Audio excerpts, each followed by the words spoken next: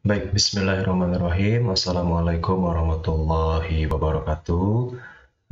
Alhamdulillah kita bisa bertemu kembali dalam perkuliahan ini, melanjutkan pertemuan yang kemarin ya.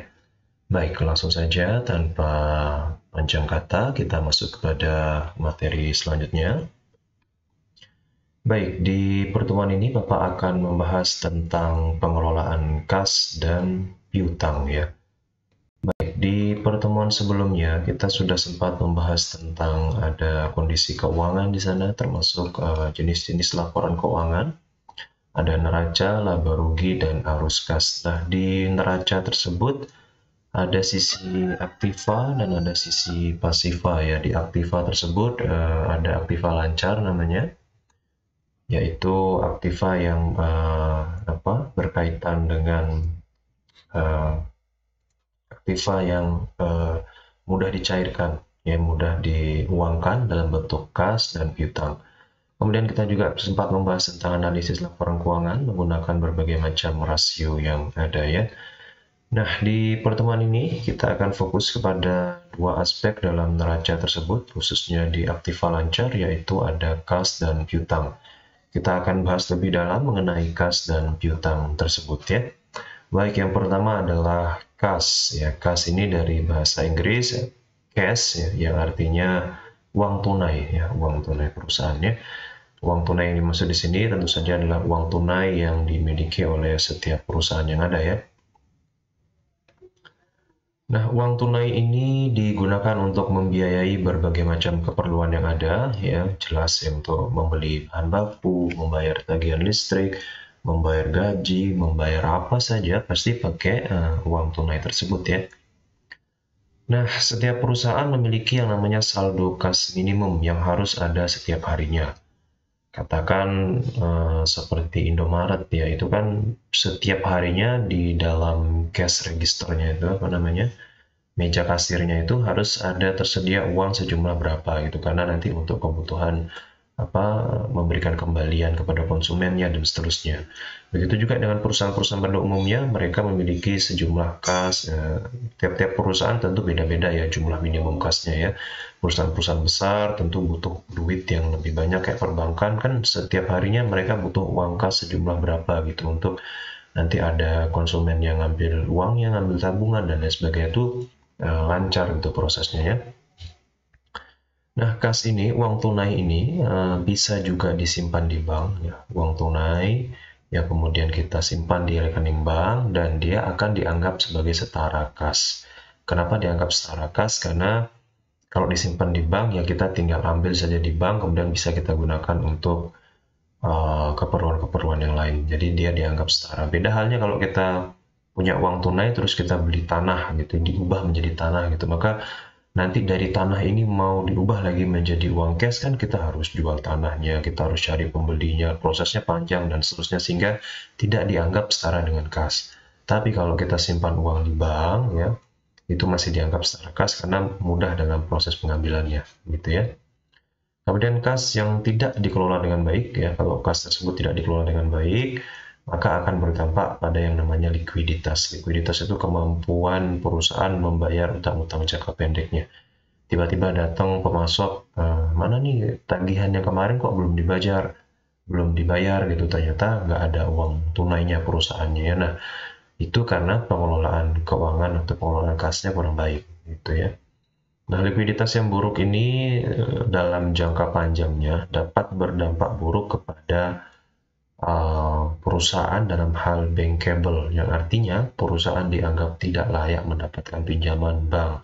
Suatu saat kalau perusahaan lagi butuh duit dan ingin pinjam ke bank, bank akan melihat bahwa wah ini utang-utang di pemasok aja sulit dibayar, ketika ditagih nggak ada uang dan seterusnya. Kalau itu saja nggak bisa dilunasi, apalagi mau pinjam di bank gitu, maka bank pasti akan mempertimbangkan untuk lebih ya akan mengalami kesulitan lah ketika nanti kita mau pinjam ke bank kalau kita tidak bisa mengelola uang kas ini secara baik dan benar begitu.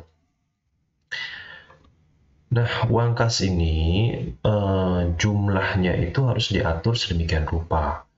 Jangan terlalu banyak, jangan terlalu sedikit ya.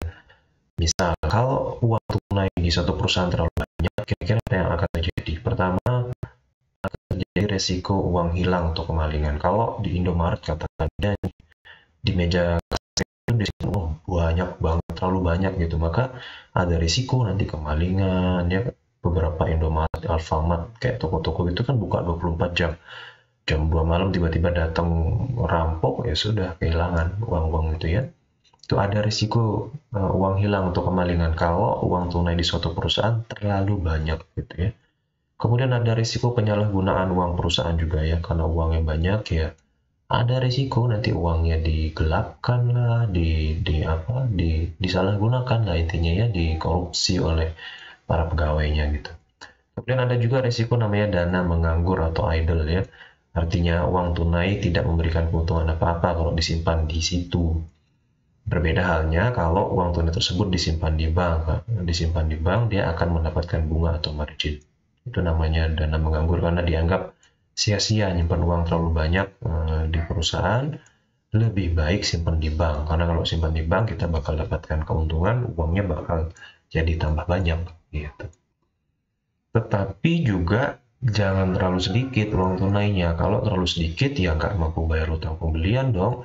Tiba-tiba nanti datang suppliernya, Pak kemarin kita sudah kirim semen sekian nih, janjinya hari Senin ini dibayar, tapi mana nih kok belum ada dibayar sampai hari Selasa sekarang nih gitu. Nah, tidak mampu bayar karena uang tunainya dia terlalu sedikit, nggak ada pakai bayar gitu ya. Kemudian nggak mampu bayar gaji pegawai ketika setiap tanggal 25 mau gajian, nggak ada uang tunainya, apa mau dipakai bayar gitu ya. Kemudian termasuk operasional perusahaan akan terganggu, tidak ada bahan baku untuk produksi karena tadi hutang bahan bakunya belum dibayar, terus minta dikirimin lagi ya, maka yang dulu aja belum dilunasin kok mau minta kirim barang lagi gitu. Nah, tidak ada bahan bakunya sehingga proses produksi terganggu. Apa yang mau diproduksi kalau bahan bakunya tidak ada? Karena tidak ada yang diproduksi, tidak ada barang jadinya, tidak ada yang dijual, penjualan nggak ada, sudah kerugian perusahaannya. Bahkan pegawainya bisa mogok kalau belum digaji gitu ya. Nah, oleh sebab itu, setiap perusahaan dalam manajemen kasnya itu memiliki beberapa motif. Yang pertama adalah motif transaksi. Jadi uang kas itu jumlahnya banyak tidaknya harus mempertimbangkan beberapa hal ini. Yang pertama, dia harus mempertimbangkan uang kas tersebut akan digunakan untuk transaksi, untuk pembayaran berbagai macam kebutuhan.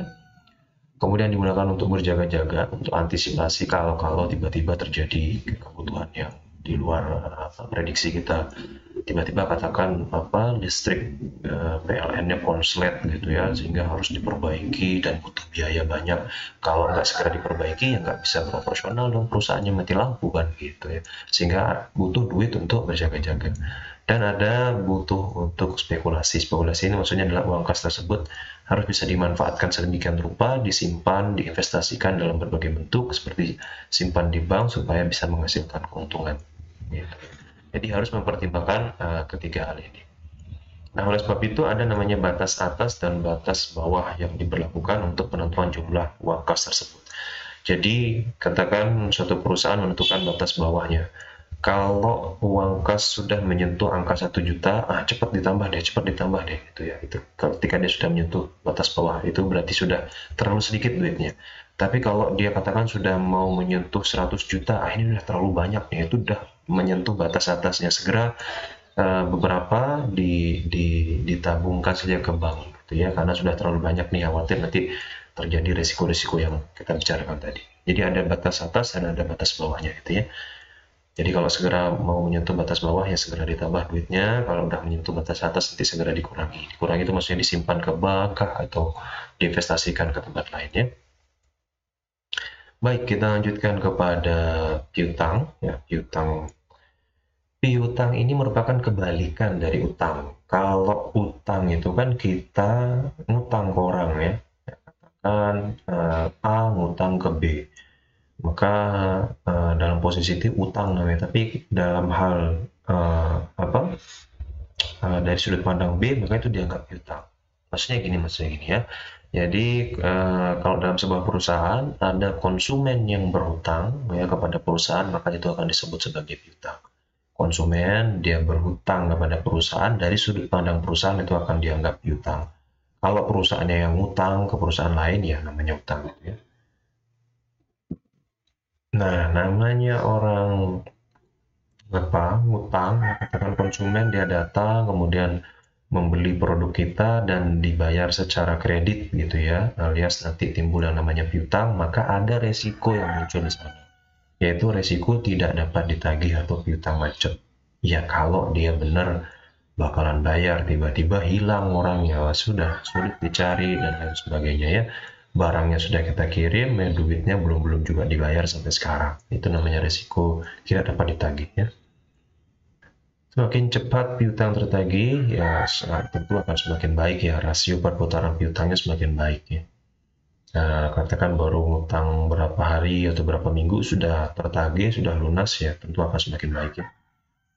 Setiap perusahaan biasanya memiliki divisi khusus yang menangani masalah piutang. Biasanya sih, hampir setiap perusahaan punya divisi khusus. Kadang-kadang divisi ini di bawah divisi keuangan, yaitu kerjaannya adalah menagih utang. Ya, tim penagihan atau debt collector ya. Kerjaannya ya pergi nagih-nagih utang ke sana kemari, mana konsumen-konsumen yang nakal, cuman bayar sekali habis itu ngilang, ya itu ditagih-tagih sama tim khusus ini ya. Nah, perusahaan selalu melakukan yang namanya seleksi kepada setiap konsumennya yang akan berutang melakukan pembelian secara kredit ya. Jadi untuk antisipasi daripada kita kasih pinjam dia kita kasih dia kredit barang terus dia ngilang nggak bayar, kita rugi ya. Pada saat di awal ketika kita mau menyetujui bahwa dia boleh melakukan pembelian secara kredit, ya kita harus seleksi dulu, lihat dulu dah nih orangnya bagus nggak pembayarannya dan lain sebagainya ya. Nah, kemudian selanjutnya adalah timbul pertanyaan, kenapa sih kok perusahaan itu memiliki piutang? Ya, kenapa perusahaan tuh dia sudah tahu kalau ngasih piutang, ngasih konsumen belanja secara kredit tuh akan timbul resiko tidak tertagih. Sudah tahu seperti itu kok masih aja dikasih? Itu pertanyaannya, kenapa ya? Mengapa perusahaan memiliki piutang? Ada banyak hal. Yang pertama adalah karena adanya kompetisi atau persaingan bisnis, di mana perusahaan-perusahaan lain menawarkan penjualan secara kredit kepada konsumennya ya. Perusahaan-perusahaan yang lain itu dia, ayo beli di tempat kita nih boleh kredit kok gitu, bayar uang muka cuma sekian, nanti selebihnya bisa kredit gitu ya. Rata-rata perusahaan-perusahaan yang lain seperti itu, sehingga mau nggak mau ya kita harus seperti itu juga, karena kalau kita ngotot harus bayar cash ya nggak ada yang mau belanja ke kita, sepi yang belanja ke kita ya, karena dia akan lebih memilih ke perusahaan lain. Saya belanja di sana aja, di sana bisa ngutang gitu. Kira-kira seperti itu ya. Adanya persaingan bisnis ini yang kemudian memaksa beberapa perusahaan membolehkan konsumennya belanja secara kredit ya. Yang kedua memang jenis usahanya ya. Sebagai contoh, dalam bidang konstruksi, metode pembayaran yang digunakan adalah dengan sistem termin. Artinya proyek dikerjakan terlebih dahulu baru kemudian dibayar. Artinya ada memang beberapa jenis usaha yang dia memang kerja dulu setelah selesai pekerjaannya baru dibayar. Rata-rata kalau proyek-proyek konstruksi itu seperti itu. Sehingga karena dia kerja dulu kemudian nanti dibayarnya, ya timbullah piutang tadi itu ya. Yang ketiga adalah memang karena kebijakan manajer keuangannya ya. Manajer keuangan memang sengaja dia bolehlah konsumen yang belanja boleh kredit gitu, memang sengaja. Jadi penjualan secara kredit itu dapat menarik minat konsumen lebih banyak untuk membeli ya. Jadi itu tadi, dengan dia menawarkan ini boleh kredit kok dan segala macam, itu salah satu bentuk promosi bagi calon konsumen ya, sehingga konsumen tertarik untuk berbelanja di sana. Tapi tentu saja dengan catatan ya, piutang tersebut dapat ditagih dengan tepat waktu. Jadi diukur-ukur lah sekira-kiranya ya, nggak semua konsumen juga dapat dikasih ngutang gitu. Kalau semuanya dikasih ngutang nanti boro-boro untung kita malah buntung gitu ya, resiko tidak tertagih tadi tersebut ya. Kemudian selanjutnya adalah seleksi calon konsumennya ya. Jadi penjualan yang dilakukan secara kredit tadi memiliki resiko tidak tertagih ya. Nah, oleh sebab itu penting melakukan yang namanya seleksi calon konsumen. Jadi sebelum kita kasih dia kredit ya kita seleksi dulu. Itu ya, apa yang kita seleksi banyak hal ya, minimal ada yang kita pertimbangkan namanya 5C. C yang pertama adalah namanya karakter. ini orang mau minjem kredit gitu ya, mau belanja di kita secara kredit, kita lihat dulu karakternya. Karakter di sini maksudnya adalah pernah berutang nggak sebelumnya. Oh ternyata setelah kita cek dulu dia pernah ngutang dan ngutangnya macet lagi nggak bayar. Wah ya sudah, yang dulu aja macet apalagi kita mau kasih sekarang gitu ya. Sehingga ini menjadi pertimbangan yang penting dalam memberikan kredit tersebut ya. Kemudian yang kedua adalah capacity. Ini orang mau minjem kredit mampu bayar enggak nih ya, kita cek dulu. Boleh lihat slip gajinya Pak, apakah dia punya gaji tetap, apakah gajinya tersebut mencukupi untuk membayar utang tersebut dan seterusnya. Tentu ini akan menjadi pertimbangan ya. Rata-rata kalau Anda mau mengajukan kredit pasti diminta slip gaji kan, itu dalam rangka untuk mempertimbangkan hal ini gitu ya. Yang selanjutnya yang ketiga adalah capital. Apakah ini orang ini punya rumah sendiri gitu ya? Oh, ternyata dia punya rumah sendiri nih. Oh, berarti ada kemungkinan dia lancar pembayarannya karena dia sudah aman, sudah punya rumah sendiri. Beda dengan hal yang katakan mungkin yang masih ngontrak dan segala macam, ini rumah aja masih ngontrak, apalagi mau bayar cicilan pembelian kredit dan seterusnya ya. Kemudian ada kolateral, ini orang minjem ada barang jaminannya nggak, ada uang mukanya nggak gitu ya.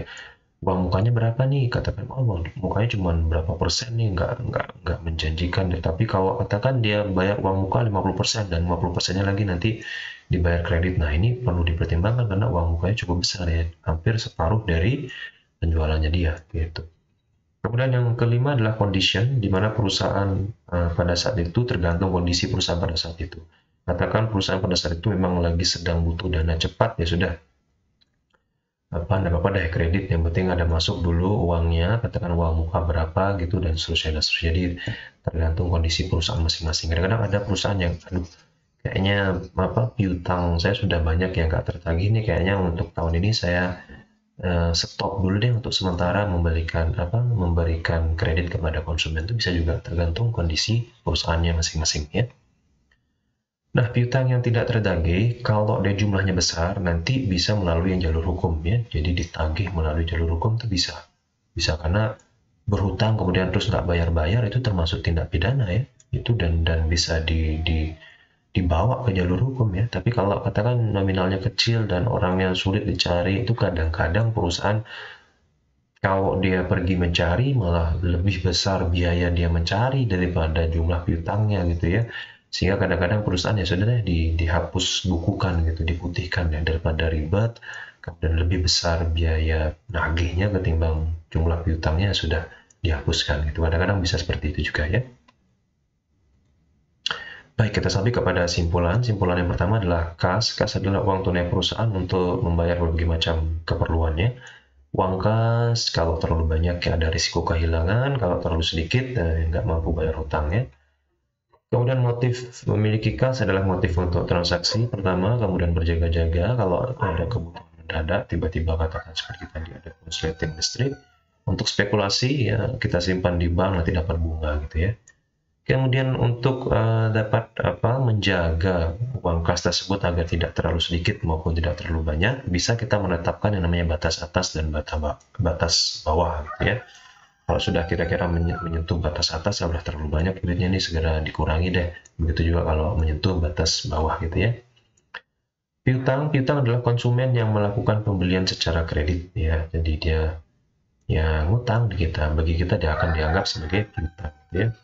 Kenapa sih kok perusahaan mengizinkan konsumennya membeli secara kredit? Kenapa setiap perusahaan itu pasti ada piutangnya? Karena pertama tadi persaingan bisnis ya, rata-rata perusahaan-perusahaan yang lain menawarkan hal yang sama kepada konsumennya, itu bisa belanja secara kredit, sehingga mau nggak mau ya kita menawarkan hal yang sama juga begitu ya. Kemudian jenis usahanya tadi seperti usaha konstruksi, itu memang kerja dulu baru dibayar kemudian ya, sehingga muncullah piutang tersebut ya. Atau memang kebijakan manajernya, manajer merasa bahwa kayaknya kalau kita menawarkan secara kredit ini akan meningkatkan minat konsumen nih, sehingga timbullah piutang tersebut ya.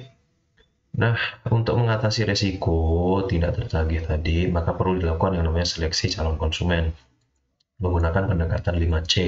Yang pertama, karakternya dilihat, pernah berhutang nggak dia, kapasitinya, gaji tetapnya mencukupi nggak, capitalnya, dia sudah punya aset nggak, sudah punya rumah sendiri nggak, kolateral, ada barang jaminannya nggak, gitu, ada uang mukanya, dan kondisi perusahaan pada saat itu ya.